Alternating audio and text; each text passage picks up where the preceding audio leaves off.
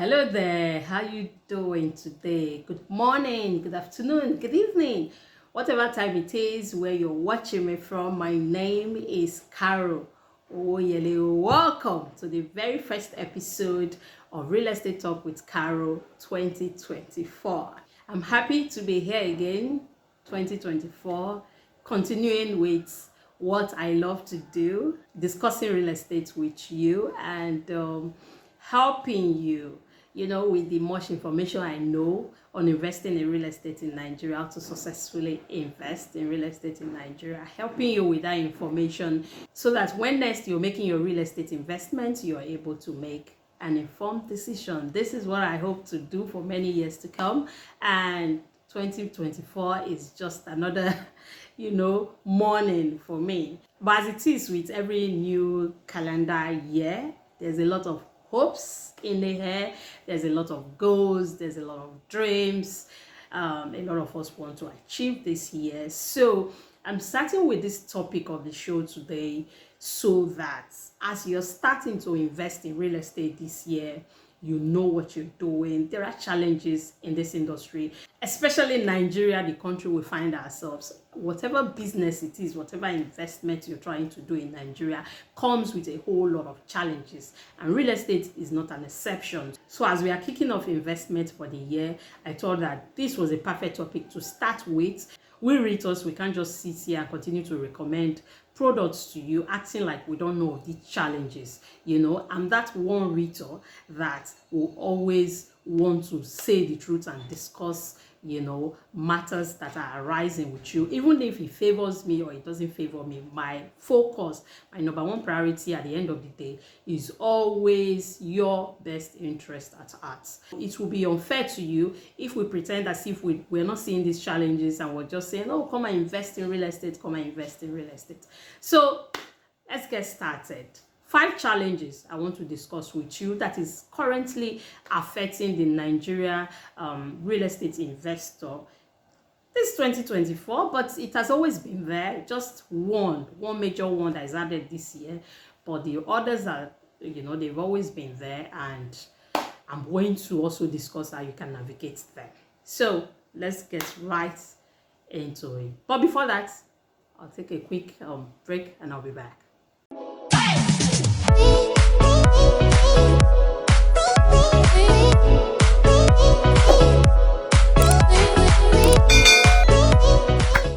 Welcome back.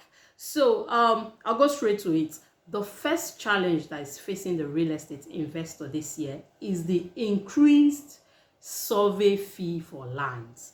I don't know if you've heard about it, but if you've not heard about it, I'm telling you now, this is news I'm bringing to you, that the amount that surveyors collect for survey fees for lands in Lagos has been increased. For some parts in Lagos, it's been increased with over 100%, or at least up to 100%. The difference now that we have. I was thinking about it, discussing it with my team, and I was like, wow, real estate this year is really going to be difficult. If you have to pay this type of huge amount of money just to survey the land, especially people who are investing in cheap lands in Lagos. If you are buying a land for 25 million naira and they are saying, okay, come and survey for 2 million, 3 million naira, you check it, is still, but if you're buying a land for, say, 2.5 million naira or 2 million naira or 1.5 million naira, and maybe they are saying, come and, do survey for 500,000 or 750,000 naira, it's huge to the ear. Okay, so what is the amount? What's the difference is what you're thinking. It's not, it varies, so I can't really discuss the specific prices. But what I'm going to tell you is that some have been increased for as much as 100%, some areas a little bit more. But the prices for different areas of Lagos, as you've always known, as it relates to survey, has always been different. Like Etionsa now, talking about areas from Aja to maybe Abijo GRA. Yeah, to Abijo GRA. I think that is the area we refer to as Etionsa. that area, the amount is different. And if you get to Ibejuleki, the amount for that area is different. If you get to Ekpe, the amount for that area is different. So that's just how it is. Mainland, different areas in mainland is different. That's how survey fees are charged, you know. So we can't really give specific prices, but it has been greatly increased. And developers did try to notify, you know, investors before the increase took effect. They've been saying it. I guess they've been saying it since August 2023 that they were going to increase survey fees, but nobody really, I don't think anybody really took them seriously. And then come December 2023, they just made an announcement that starting January, you know, prices were going to increase. And some developers reached out, you know, to investors and asked them to pay between a specific period of time in December. If they could pay, rush and pay their survey fee, then they will not have to pay the new prices. But not a lot of people got the email due to one error or the other, and some people probably didn't email, you know, their investors for whatever reason. If you've not paid your survey fee, I'm so sorry, now you're going to be paying an increased amount, and it's going to vary from company to company, because it's not actually the exact amount that surveyors charge that real estate developers charge, because it's a service they are rendering to you. If you're buying a land outside of a real estate company, you're going to have to pay a surveyor to do your survey for you. But now developers wanting to keep things organized, you know, coordinated within an estate, they offer the service. So the survey fee they are charging you, they are also putting their service charge for that service they are rendering to you into it. So the amounts for Ekpe, for example, probably will vary from developer to developer, but very slightly to, if it will vary.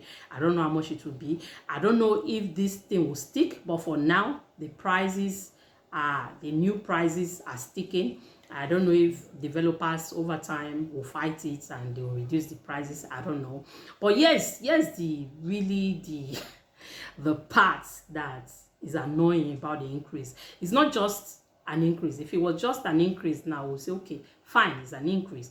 But there are so many clauses attached to it. For example, if you're buying a land on the express, right? Now from the express to 200 meters, you know, further from the express, if you're buying from the express up to 200 meters from the express, you're paying a different survey fee. You get. Now from that 200 meters, they are paying a different survey fee. And then for people buying waterfront properties now, the amount to survey them, for example, people who bought lands like Lagoon Front, which has a waterfront property, I think it will affect those who are close to the water. So there is, I think it's 200 meters, that if your land is within a 200 meters to the water, I think something like that, you are paying very high amounts survey fee, different from somebody's land that is not as close to the water. So there's this different clauses attached to it. Now waterfront properties are charged differently now for survey, and these prices were released from the surveyor's office. So it has nothing to do with any developer. There's no conspiracy theory or whatsoever. The biggest annoying part of this whole thing is that formally, right, if you're surveying a land within 0 square meter to 1,000 square meters, you pay the same amount. You get. So if we are talking about a land in Ekpe now, for example, that's 500 square meters. So if you are surveying 500 square meters, you pay the same amount. If you are surveying 1,000 square meters, you pay the same amount that you would have paid for 500 square meters, right? But it's no longer like that. Now it's 0 to 700 square meters. Anything above 700 square meters, you are paying an additional amount of money. So if you have 2 plots of lands in Ekpe now, for example, you are paying the survey fee for 2 plots of land. You probably didn't even know this part, because there are developers that charge you per plot. They have always charged you per plot. So what difference does it make? Well, a lot of people who buy bulk, you know, or some people who bought, who've invested in bulk of plots in a particular estate, you can attest to the fact that they've always given discounts. You know, if you buy 2, they'll reduce the money. If you buy 3, they'll reduce the money. If you buy, the reason they were able to do that was because of this, you get this 0 to 1,000 square meters, same amount you pay versus if you are doing 500 square meters. That was the reason they were able to give discount on these survey fees. You know, if you've bought 2 plots, 3 plots, 4 plots, 5 plots, an acre from a particular estate, you will be able to attest to the fact that you were giving some discount on the survey fee. But that's going to be very, very difficult to do now, if not impossible, because of these changes. So regarding this increased survey fee, how do you navigate it? What can you do? Unfortunately, there's nothing you can do that can reduce the price, because it is not coming from the estate developers. It is coming from the surveyor's general's office. So it's a government thing. There's nothing they can do about it except go along with it. If you miss that email that said you'll pay between this time and this time so that you could pay the old price, that's very unfortunate. The only tip I can give you here as it relates to this is to pay it on installments. You cannot say you will not buy land because the survey fee has increased. That's very impossible. You know, we need to invest in real estate properties for the reasons we need to invest in them. Now, the second challenge I would like to discuss is buying houses on installments in Nigeria. The delayed allocation of those houses when you buy houses on installments in Nigeria it has become something else, I'll tell you. And this past year, 2023, was just on another level. It was just 2022, 2023, it was just on another level. And the reason is because when you buy a house on installments, you are paying gradually, right? As you're paying gradually, the developer is not erecting your building yet until maybe you pay up to at least 50-60%. Some of these developing companies even state this in their term, that once you pay up to 60%, 70%, they will allocate your house to you. So picture it now with the way the dollar rate has been misbehaving and the way the prices of property have skyrocketed. So they've estimated, for example, that they were going to give you a 3-bedroom for 30 million naira. And now you're paying towards that 30 million naira, but prices of property within that period you are paying is skyrocketing. So the estimate these people made, at the end of the day, can't even build the house, not to talk of making them profits. So I think that is why in 2023, we have a whole lot of backlog of apartment houses that have been paid for, that have not been allocated yet. How can you navigate this? For people who already bought, I would say that keep reaching out, keep following up, talk to your realtors, tell them to help you follow up until you are able to get your properties. Because I wish I can blame these companies, but they didn't see this coming when the dollar started falling. Some people eventually closed houses for sale because of the continuous devaluation of naira, but some continue to sell. So I wish I can blame them. I can't really blame them. It's just a very, very sad situation. But I'm sure that if you are working with a reputable company, the company is doing their best or working hard to make sure that everybody eventually will be allocated. Now, can you navigate this moving forward? Moving forward, I'll say, if you want to buy a house, if you don't have the full money to buy the house, maybe hold off and just buy land. I always say it that if you live abroad, and it's not that you are moving to Nigeria to live here, it doesn't make too much sense to me for you to buy a house. Because yes, you can do short lets. You can do short lets. But the truth is that if you're not here to manage any business that you own, including investments, sometimes like short lets, those things don't really, the profits, the return you get, the wahala that comes from it, and because a house can be down, can be there for just weeks, months, with nobody to rent it, you get. So you are not getting what you expect to get from it. And to me, for me, I don't know. It's just land is just a lazy man's way of investing. And I'm a bit lazy. I like I like the easy way out, you know. So just put your money on land. Eventually, when you come to the country and you see that things in that area has changed and all that, you can then decide to put a building there, pay a developer. It doesn't even have to be the company's developer, the company that has the land. Pay a private developer or an independent developer to build your house for you.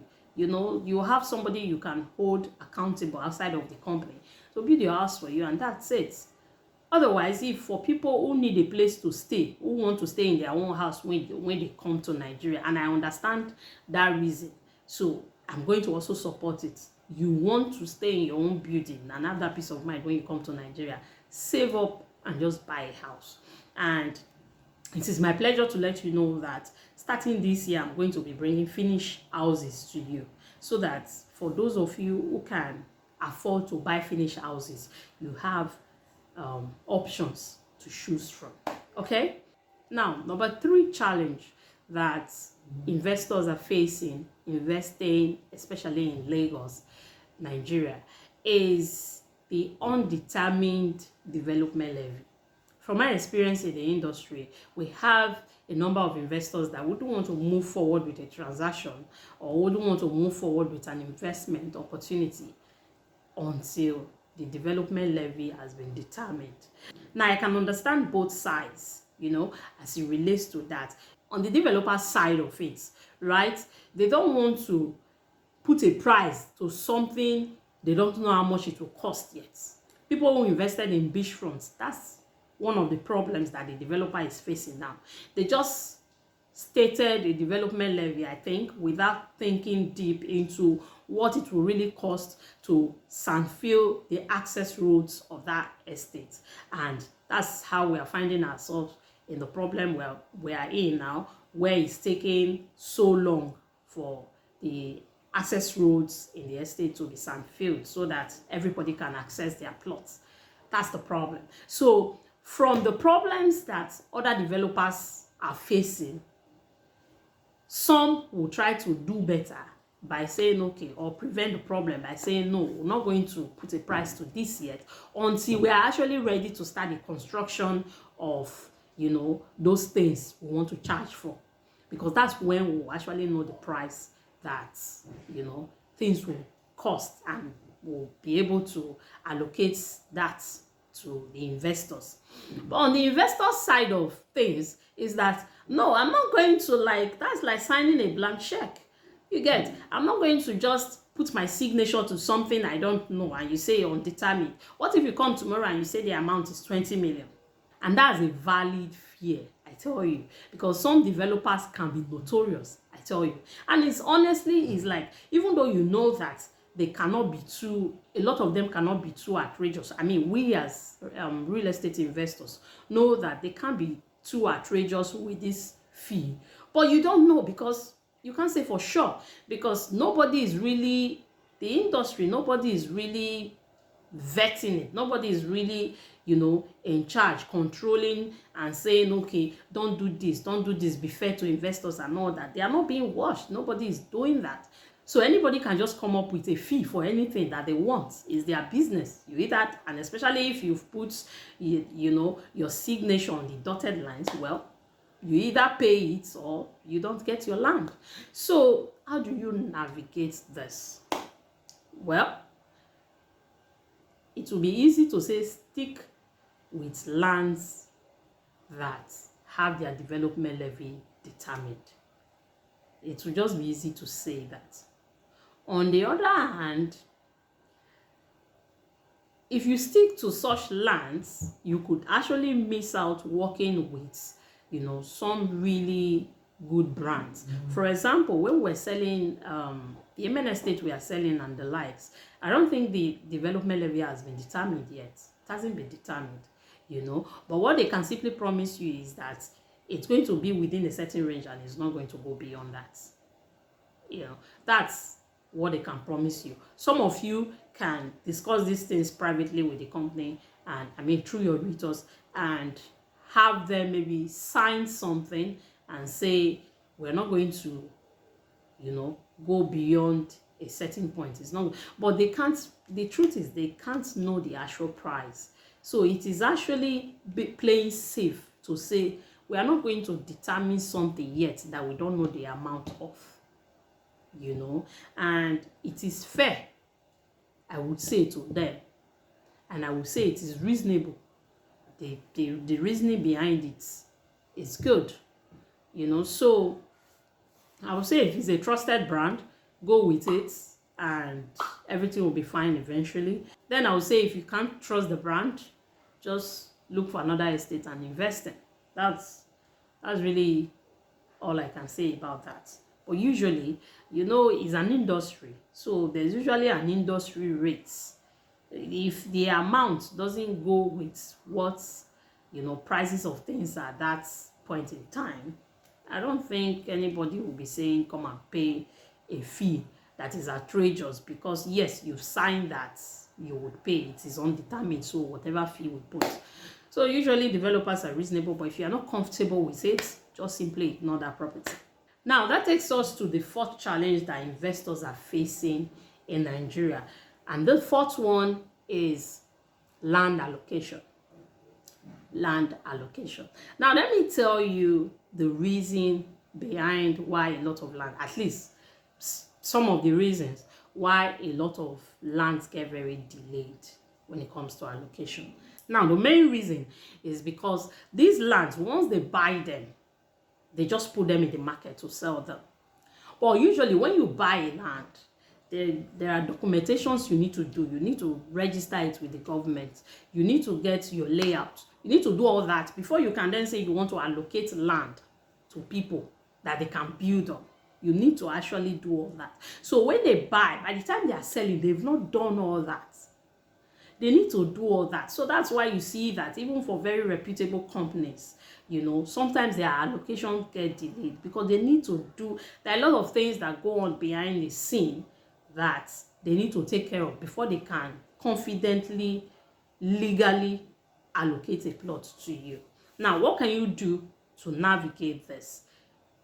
You have to be patient. You have to pay for your documentation. If you can't pay for your development levy yet, pay for your documentation. That's your deed and your survey, so that they work on that, and it gets to you. Although some companies do not give documents until they are ready to allocate, so on the day of allocation, they bring your documents, your deed, your survey to site. So as they are allocating to you, they are giving you the document. But there are some companies that will, like Landmark, when it comes to beachfront, you can actually go there because most of these lands cannot be accessed yet. So what's the point of the physical allocation? Even if they say, see your land, somebody can just wear boots, the surveyor, and go in and say, your land is there, but you cannot get there. So what's the point? Just collect your documentation, your deed and survey, and hold it, so you have the papers of your land. And whenever they sort out the access roads, that you already have your documents, and you can also choose to sell it. Once you have your document with you, you can also choose. The land is appreciated where it is. You can also choose. And this is an opportunity to say that people who have plots in beachfront, don't worry. Your land, even though nothing is being done there, the fact that the prices of lands around are going up in price, the price of that estate is going up in price, whether they do something there or they don't do something there.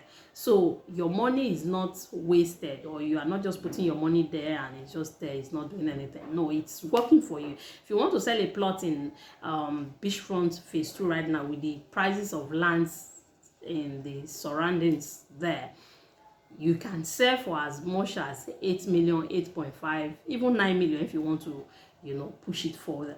So your land is appreciating, and just be patient. Things will be sorted out. Finally, the fifth challenge that investors investing in real estate in Nigeria face is buying a land for the purpose of building immediately. But then you quickly realize that this estate is not going to be ready for development for a while. What do you do? For an estate to be ready for development, there has to be some infrastructures in place, right? There has to be access roads, there has to be drainages, there has to be electricity connected to that place. Now, without these things in place, you cannot build and then move into, the house. Now, what can you do? What you can do, if you've not bought already, is that you pay attention to the area you are buying this land in, and pay attention, ask questions from the developers. Is this a ready to build estate? There are some estates we advertise as a ready to build estate because the area is all open, people live around there, the estate has some, is already working on infrastructures and all that. We market those as estates that are ready to build. Buy such estates if you are ready to build immediately and move in. Don't buy in estates that are in remote locations that are still up and coming in terms of development and expect that the developers are just going to start providing infrastructures. No, they are going to delay it because they are going to wait for, for development to catch up with that place. Usually such lands are sold for people want to do land banking so that you can bank the land. So this is the thing I've said in some of my videos here before, that you be sure of the purpose before you buy any land. Ask yourself, what is the purpose of this land? Is it for land banking? Is it that I'm ready to build immediately? Then you know which estate to target. You cannot just say, okay, because my money can only afford this, I'll buy this and I'll build immediately. It doesn't usually work like that. Estates are not created equally. Estates are not offered with the same goal. You get? So be sure of the goal behind that estate. Are they ready to develop at the moment? Are they not ready? Unfortunately, if you already bought into one of those estates, you have to look for another place to build, meaning that you have to buy another land, save and buy another land, or just hold off on that project for a while. It sucks. I hate it. Trust me, I can relate. I've been there. I hate it, but then it is what it is. Some of these things, as you are investing, you are learning. You get? You are investing, you are learning what to do, what not to do, how to do better in the future. And that is why I bring you this show, so that as you're investing, you're learning, you're doing better, you're creating better portfolios for yourself, and you are achieving your goals quicker and maximizing results. So that's it for this episode of the show. If you have not subscribed, please subscribe. Please subscribe. By now, by this end of this video, you already know that this is a value-packed YouTube channel, and it will always be. Just watch my previous videos and you know that this is a place you want to be. So subscribe. So until I come your way again, my name is Karo Owoyele. Thank you so much for your support. Thank you so much for your patronage. Thank you so much for sticking with me over the years. We've been on this now for like 7 years or so. And there are people that have been with us for that long. So thank you so much, and I'll be seeing you soon.